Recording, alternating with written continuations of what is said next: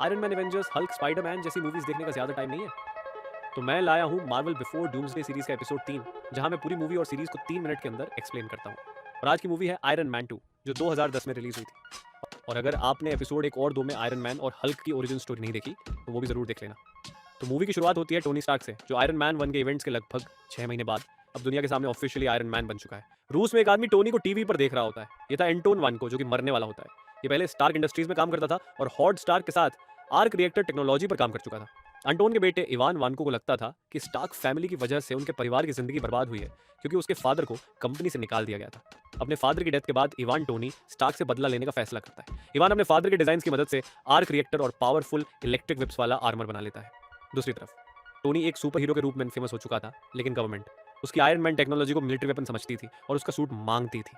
Tony मना कर देता है। इसी बीच टोनी को पता चलता है कि आर्क रिएक्टर का पैल्डियम उसके बॉडी में पॉइजन फैला रहा है। मतलब जो रिएक्टर उसकी जान बचा रहा था, वही अब उसकी जान ले रहा था। टोनी अपनी कंडीशन किसी को नहीं बताता और अजीब हरकतें करना शुरू कर देता है। इसी दौरान मोनाको ग्रैंड प्री में आइवन वंग को अपना आर्मर पहनकर टोनी पर अटैक करता है। टोनी अपना पोर्टेबल सूट पहनकर आइवन को हरा देता है और यूज अरेस्ट कर लिया जाता है।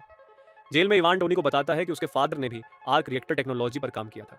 इसी बीच टोनी का राइवल जस्टिन हैमर इवान की टेक्नोलॉजी से इंप्रेस होकर उसे जेल से निकालवा लेता है। हैमर चाहता है कि आइवन उसके लिए आयरन मैन जैसे पावरफुल सूट्स और वेपन्स बनाए, जिसे वो गवर्नमेंट को सेल कर सके। टोनी अपनी हेल्थ को लेकर परेशान था, लेकिन किसी को नहीं बताता। बर्थडे पर वो बहुत ज्यादा ड्रिंक करके आयरन मैन आर्मर में पार्टी में तमाशा करने लगता है। टोनी को रोकने के लिए उसका बेस्ट फ्रेंड रोडी मार्क 2 आर्मर पहन लेता है और दोनों के बीच फाइट हो जाती है। रोडी आर्मर मिलिट्री के पास ले जाता है, जहां जस्टिन हैमर उसे अपग्रेड करवाता है और वह बन जाता है वॉर मशीन।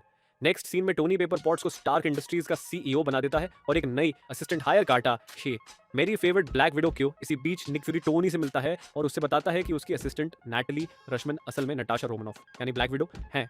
फ्यूरी टोनी को उसके फादर हावर्ड स्टार्क के पुराने मटेरियल्स देता है, जिसमें टोनी को एक हिडन डिजाइन मिलता है। टोनी उस डिजाइन की हेल्प से एक नया एलिमेंट क्रिएट करता है और यूज आर्क रिएक्टर में लगा देता है। इसे टोनी फाइनली पैलेडियम पॉइजनिंग से बच जाता है। दूसरी तरफ जस्टिन हैमर अपने नए ड्रोन्स और रोडी के अपग्रेडेड वॉर मशीन आर्मर को सबके सामने प्रेजेंट करता है। तभी आइवन वंग को रिमोटली सारे ड्रोन्स और वॉर मशीन आर्मर को हैक करके कंट्रोल कर लेता है और टोनी पर अटैक कर देता है। टोनी ड्रोन्स को पब्लिक से दूर लेकर उनसे फाइट करता है। इसी बीच ब्लैक विडो हैमर इंडस्ट्रीज में जाकर इवान को पकड़ने की कोशिश करती है। नटाशा रोडी के वॉर मशीन आर्मर का कंट्रोल वापस ले लेती है। फिर आयरन मैन और वॉर मशीन दोनों मिलकर आइवान वंग को और उसके ड्रोन्स का सामना करते हैं और फाइनली आइवन को डिफीट कर देते हैं। आइवन हारने के बाद टोनी को मारने के लिए अपने आर्मर और ड्रोन्स को ब्लास्ट कर देता है और खुद भी मर जाता है। एंड में निक फ्यूरी टोनी से मिलता है और उसे एवेंजर्स इनिशिएटिव के बारे में बताता है। फ्यूरी टोनी को समझाता है कि अभी वो एवेंजर्स टीम के लिए रेडी नहीं है, लेकिन SHIELD यूज एक कंसल्टेंट के रूप में यूज करना चाहता है। और पोस्ट क्रेडिट सीन में agent Phil Coulson New Mexico पहुंचता है, जहां उसे एक बहुत बड़ा हैमर मिलता है। ये हैमर है थोर का म्योलनिर। और फिर मूवी यहीं खत्म हो जाती है। अगर एपिसोड 4 चाहिए तो वीडियो पर कम से कम 500 लाइक्स और 50 कमेंट्स जरूर कर देना।